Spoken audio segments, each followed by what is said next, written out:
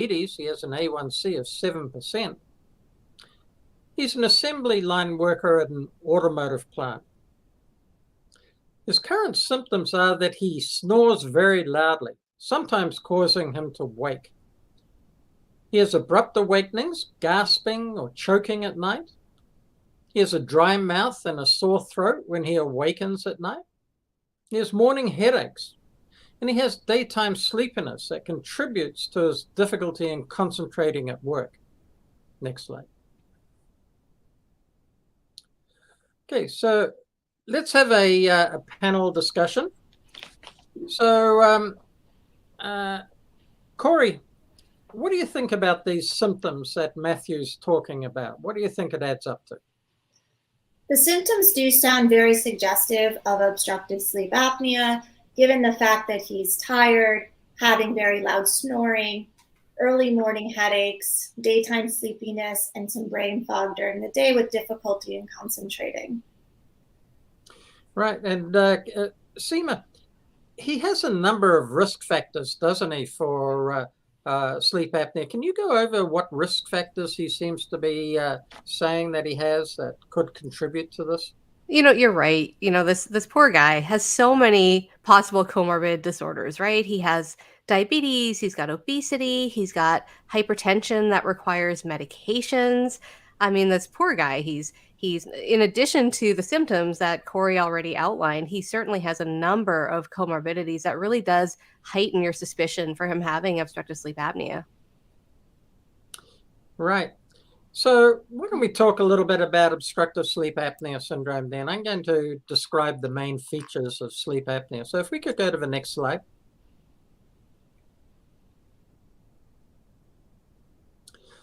So obstructive sleep apnea is the most prevalent and most significant sleep-related breathing disorder. It's characterized by recurrent episodes of upper airway obstruction that result in recurrent arousals and episodic oxygen desaturation. It's very common amongst older males and women.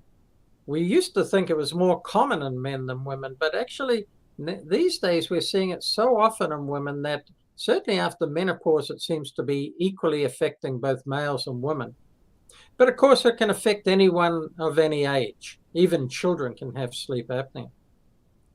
There are significant consequences that include the daytime sleepiness, that can contribute to neurocognitive dysfunction.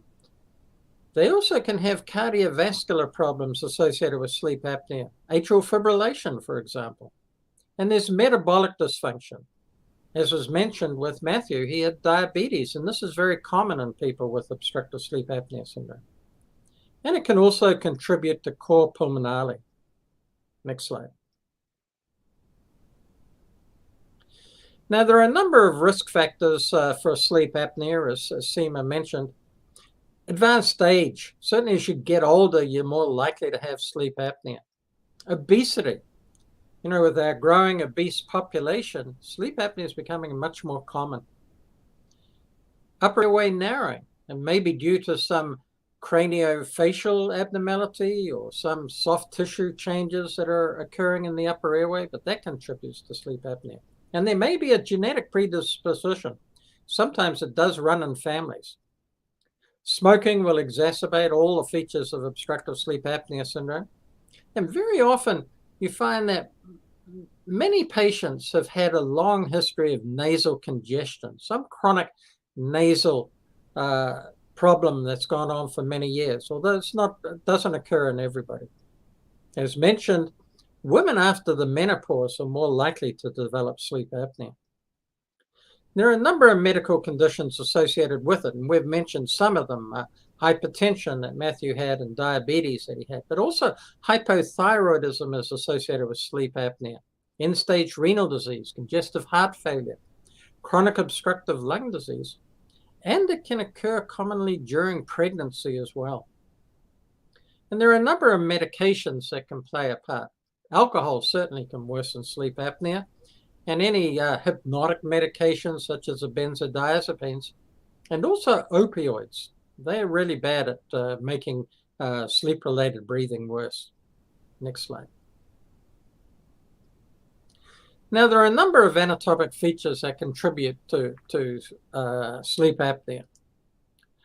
There can be changes in the pharyngeal and airway, and there are also changes so that the airway itself can be quite narrow. On the left, we see the normal airway, but on the right, we can see what happens in patients with sleep apnea. They can get an elongated soft palate. There can be increased tongue fat, which causes the tongue to push back into the airway and so therefore close it off. There also can be fat that's laid down not only in the tongue, but around the pharynx itself, causing narrowing of the airway. And then there are those craniofacial changes. There may be a shortened mandible, which again causes the base of the tongue to push back and causes some narrowing of the airway. Next slide. Now, obesity plays a big part in obstructive sleep apnea syndrome, as we mentioned. So it can cause, obviously, the fat in the tongue and in the pharyngeal airway, which causes obstruction, but it plays a bigger part than that. Abdominal fat can play a part, particularly when a patient is recumbent, lying back.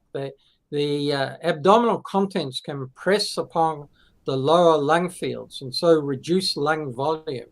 And that can set the stage for cycling of respiration and contributing to obstructive sleep apnea. Next slide. Now, there are a number of ways that we can check if somebody might have sleep apnea. There are some questionnaires. There's the Berlin scale, which is 11 items that deals with snoring, apnea, fatigue, sleepiness, obesity, and hypertension. And you can find out whether the patient has a high risk for sleep apnea based on this. Then there's another questionnaire called the Stop Bang. This is 8 items, again assessing snoring, sleepiness, apnea, hypertension, obesity, and also neck girth, age, and sex. And again, you can get a score which can tell you about the risk for the patient for obstructive sleep apnea syndrome. But the most important thing after we suspect obstructive sleep apnea is to get appropriate testing to diagnose the sleep apnea. And that's typically done by polysomnography, where we measure the patient's brainwave activity, the sleep that they go into, and also assess their respiratory movements during sleep, their oxygen saturation, their cardiac rhythm. And this can tell us whether the patient has episodes of cessation of breathing or whether they have shallow episodes of breathing called hypopneas. And there are distinct criteria for the diagnosis of obstructive sleep apnea. Typically, it's more than 5 breathing events per hour of sleep, apneas and hypopneas. Now, in addition to polysomnography, we sometimes do home sleep testing. Home sleep testing is of great advantage to those patients who are unable to get into the sleep laboratory for a test, but it's at a cost. And the cost is that there is less information obtainable. Usually there isn't measurement of sleep. And so you may not know if the patient goes into REM sleep when sleep apnea is typically worse. However, it can often be used as a screening measure to be able to determine whether the patient needs to come into the lab for a full montage polysomnogram. Next slide.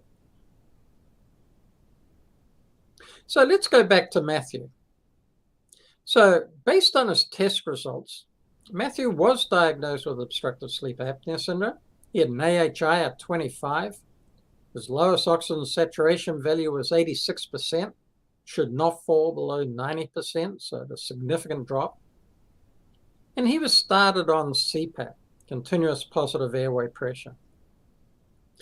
He was reevaluated a month later. He came in for evaluation.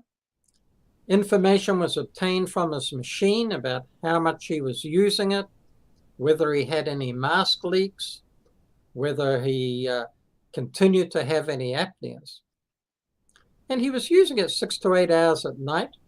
He had a mask leak of about 5 liters a minute, and his apnea hypopnea index was 2.1. And he did report significant improvement in his symptoms.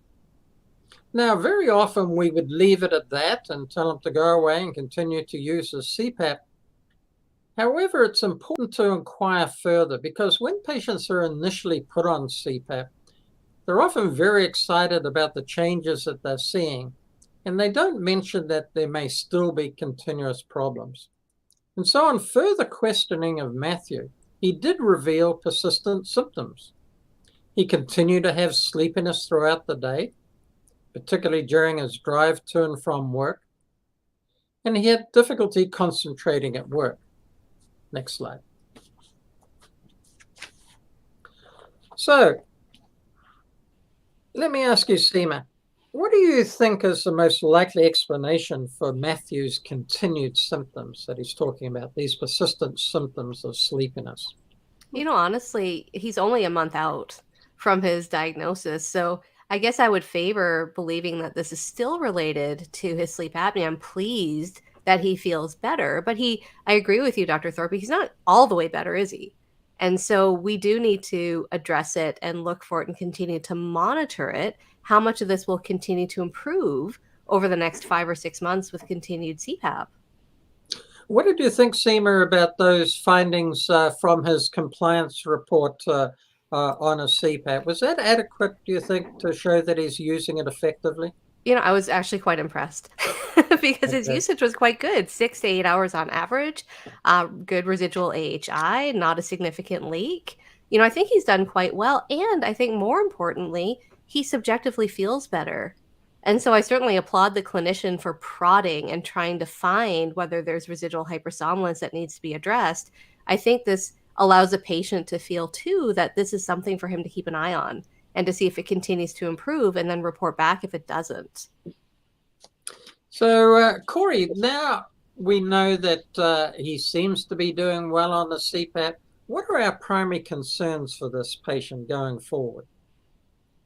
So my primary concerns sort of echo what yourself and Dr. Khosla said regarding his CPAP compliance, because adherence doesn't necessarily mean that the adherence is appropriate and we're having optimal treatment of his sleep apnea. So adherence regarding making sure he's using his device every single night, that he's using it for the entire time that he's sleeping, the residual AHI is within an acceptable value.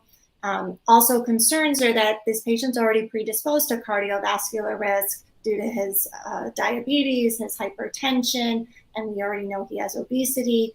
And lastly, but certainly not least, is the effect that hypersomnolence is having on his quality of life and his ability to function during the day, and if that's limiting him in any way. Great. That's really good information. So, Seema, why don't you tell us a little bit more about this residual daytime sleepiness, what it is, how we assess it? Yeah, absolutely. Next slide, please. So let's talk about how we even define hypersomnolence. And so when we look at excessive daytime somnolence, this is where patients are sleepy unintentionally. They have a hard time staying awake. And importantly, these symptoms impact their day-to-day function. And so when we look at a population of patients with obstructive sleep apnea, and we see what percentage of them also have hypersomnolence when they're diagnosed with sleep apnea, it's reasonably high, anywhere from 40 to almost 60%. But now let's look at that population 6 months later. And let's look at the group who have been adherent to CPAP. So we're using the Medicare definition of adherence here of usage more than 4 hours a night, which Kori rightly pointed out probably isn't perfect, right? We still want them to utilize their device every time they sleep, all night, every night. But that hypersomnolence is persistent in 18% of patients, and they report an Epworth sleepiness scale greater than 10. And when you try to tease out other variables like BMI and depression and chronic pain and acid reflux, they really weren't associated with the odds of hypersomnolence. Next slide, please. So we all know that sleepiness spills into our day. We all remember being sleepy when we're on call or our kids are young and we're sleep deprived. Maybe we've caught a late flight. We don't think it's clearly, do we? right? We have some cognitive dysfunction. We don't move as quickly, and maybe we're a little crankier or a little bit more irritable. A lot of people, when they're this tired and sleepy, they have no energy. They can't go to the gym or they can't go to the park with their kids. And so all of these things result in decreased productivity and worsening emotional and social well-being, and really impact our overall quality of life. Next slide, please. So let's look at hypersomnolence in patients with sleep apnea and the increased comorbidity. So just to orient you, the blue bars are patients who have obstructive sleep apnea who have persistent hypersomnolence. The green bars are patients with obstructive sleep apnea who do not have hypersomnolence, and the control is in the orange. These are patients without obstructive sleep apnea. And we can assess comorbidity along these different domains, for example. So let's look at depression. If we look at the percentage of people who report depression in the general population, it's about 32%. But look at in that subtype, in that subgroup of patients who have obstructive sleep apnea and hypersomnolence, it's almost double what the average non-OSA control population is. That's pretty significant. So along all of these domains, you can see that there is increased comorbidity in patients who have obstructive sleep apnea with hypertension, dyslipidemia, acid reflux, atrial fib, and the people who are sleepy with obstructive sleep apnea are a little bit higher in each of these domains. Next slide, please. So when we look at this is the work productivity and activity impairment. So again, the same lines. The blue is the patients with sleep apnea and hypersomnolence. The green are the patients with sleep apnea without hypersomnolence, and then the orange are our controls. And we examine work-related metrics. So absenteeism, of course, is when we are away from work. Presenteeism, though, is when we are at work and we're not as productive. We have more cyber loafing, right? We're not as efficient because we're not focused. When you add those two together, you have this overall work impairment.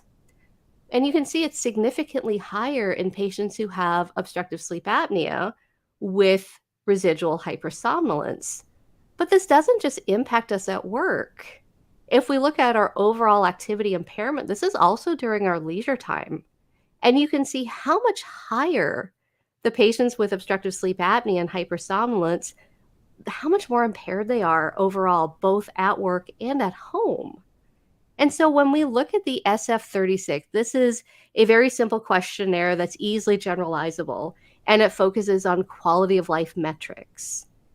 We can see that the patients with sleep apnea score lower than non-sleep apneic controls, and the sleepy patients score even lower. And so if our goal is to achieve perfect health with a score of 1.0, you can see that the sleepy patients with obstructive sleep apnea only score, 65% of that compared to the average, which is 73% or 0.73. Next slide, please. And so why is this? There's lots of theories about this. And one of the theories is that if you saw on our patient that he had a little bit of hypoxia at night. And so if we've had this intermittent hypoxia often for years, this can result in neuronal damage. Okay, but then we also have neuronal damage from sleep fragmentation. And so you have these two mechanisms of injury that attack these specific areas of the brain that are meant to help us stay awake. And so even though we have theoretically fixed the sleep apnea or have treated the sleep apnea by keeping that airway open, we have this residual damage that likely has occurred over a number of years, resulting in this hypersomnolence, even though that airway is open. Next slide, please. And so why is this something that we maybe don't speak about as often as we should? One, I think, as Dr. Thorpy pointed out with the patient, is that he felt better, right? He felt that his symptoms were better. And so he didn't necessarily offer, hey, I'm sleepy. Dr. Thorpy had to pull that out of him. And so the patient may not believe that he can get any better. The reality is that it may not all be from a sleep disorder. It may be from other medical problems or medications or lifestyle issues. And oftentimes it's so interwoven and connected that it's hard to tease apart and becomes very time consuming. So in this world of 15-minute visits, sometimes this is just too big for us to tackle in one visit. The third factor that we've kind of chatted about a little bit is that we expect our patients who have sleepiness to get better with CPAP. So for our patient, maybe 5 more months of CPAP will allow him to not be as sleepy. But when we look at all of these factors, they do tend to contribute to maybe what is an under-recognition or under-diagnosis of hypersomnolence. And it's important to note that the treatment is not always medication. It's important to at least initiate the conversation with our patients so that they understand that it's a continual process of evaluating, reevaluating, reassessing. Is there something treatable that we are missing? It really allows us to partner with our patients. Next slide, please.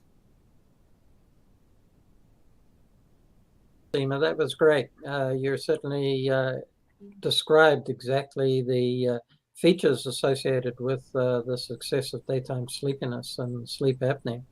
So let's get back to Matthew.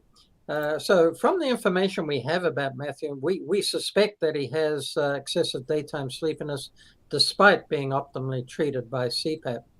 So Kori, how would you approach his evaluation at this stage?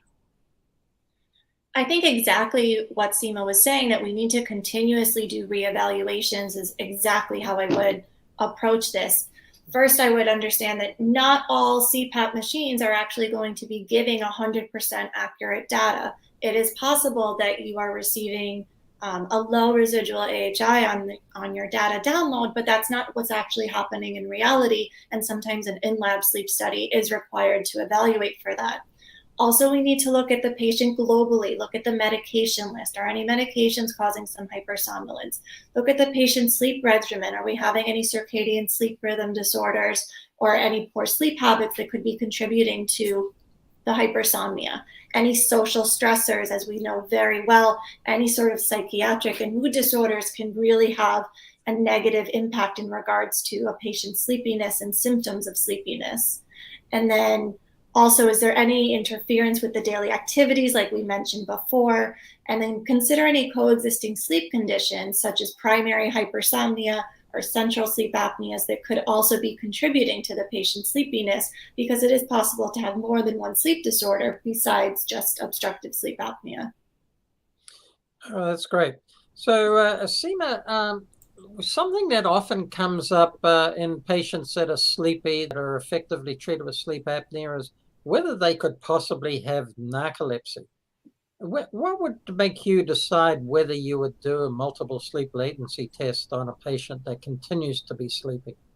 You know, like Kori had pointed out, there's so many things to consider. You know, obviously, our evaluation for narcolepsy follows the same general construct. We want to make sure that they don't have insufficient sleep or circadian rhythm sleep wake disorder to really make sure that the sleep apnea is well controlled.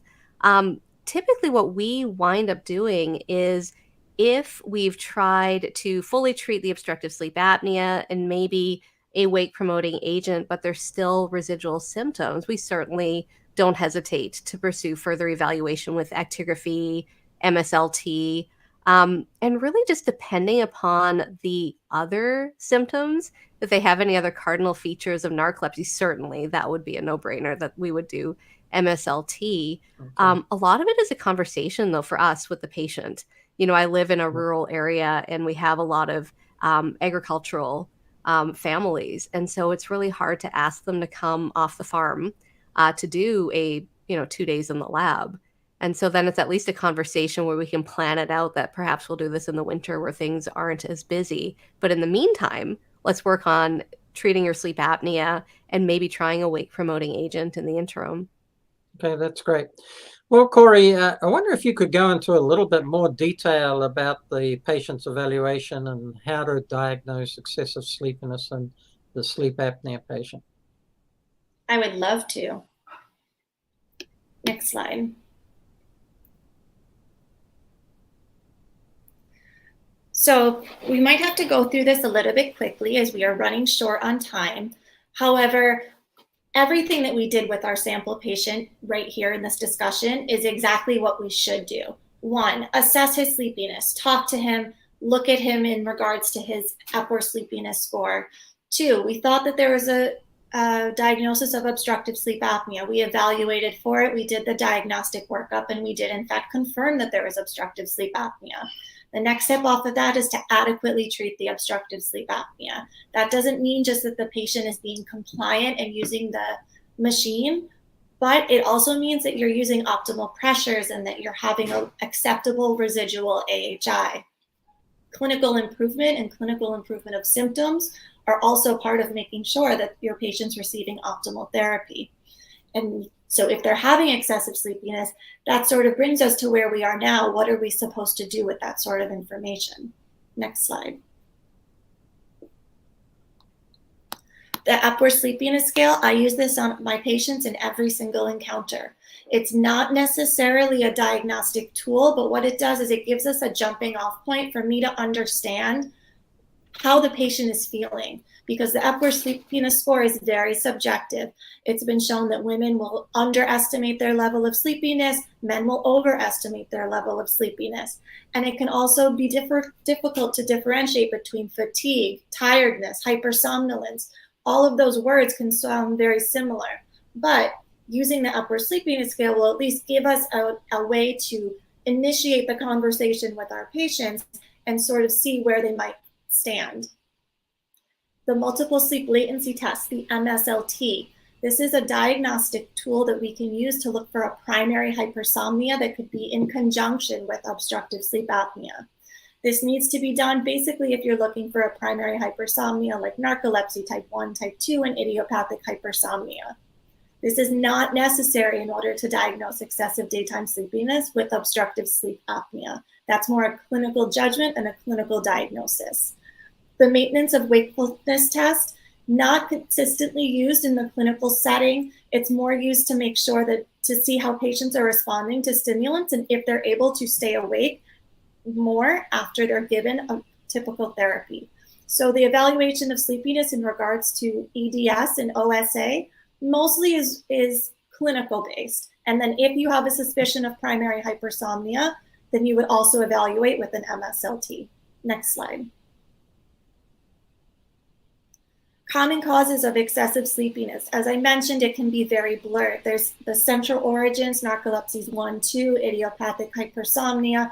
If you have a suspicion or even a slight suspicion, you just want to rule it out and make sure you're not missing anything. That would be an indication for a multiple sleep latency test. Other causes of sleepiness I find to be much more common. Sleep-related breathing disorders. There's Cheyne-Stokes respirations. There's central sleep apneas. Behavioral sleep deprivation. If someone's really trying to push themselves, they go to bed at midnight, they wake up at 5 a.m. so they can go to the gym, and then they work all day, then they come home and they make dinner, and then they do the cycle all over again. Of course you're going to be tired. You're getting inefficient amount of sleep. Any sleep-related movement disorders, circadian rhythm sleep disorders, especially if you're changing your schedule in regards to your weekdays versus your weekends, that can have a significant impact and create a feeling of jet lag. Medication side effects, lots of medications that we commonly take are associated with sleepiness. Any migraine medication, any antidepressant, any pain medications. A lot of medications that we don't think can cause sleepiness actually can. Any psychiatric conditions, as we mentioned, the bidirectional relationship between mood disorders and psychiatric conditions in regards to both sleepiness and insomnia is quite prevalent. Any medical conditions, different head trauma, strokes, cancer, inflammatory conditions, a lot of autoimmune diseases, fibromyalgia, multiple sclerosis, these can all have an innate sense of fatigue and excessive daytime sleepiness. Next slide. So when to refer to a sleep specialist, essentially there's no wrong time to refer someone to a sleep specialist. We're always happy to help. So you can see if a patient is compliant with their CPAP machine. Any reason that they're not compliant with the CPAP machine or they're not happy with their CPAP therapy, send them to a sleep specialist. We can troubleshoot, we can try different ideas with the machine, we can try different modes, and we can even discuss the alternative therapies, because a CPAP machine is not the only answer to obstructive sleep apnea. If you have a persistently elevated AHI, you're not well controlled, please send the patient to us. If you have a patient with a low AHI and they're just residually tired, please, this is exactly what we're talking about. Send the patient to us so we can evaluate them for either primary or secondary causes. If we think that there might be another sleep disorder, and any objective assessment, any sleep study that needs to be done, especially the MSLT and the maintenance of wakefulness test, please send them to the sleep specialist. There's no wrong time to send a patient to the sleep specialist. Next slide.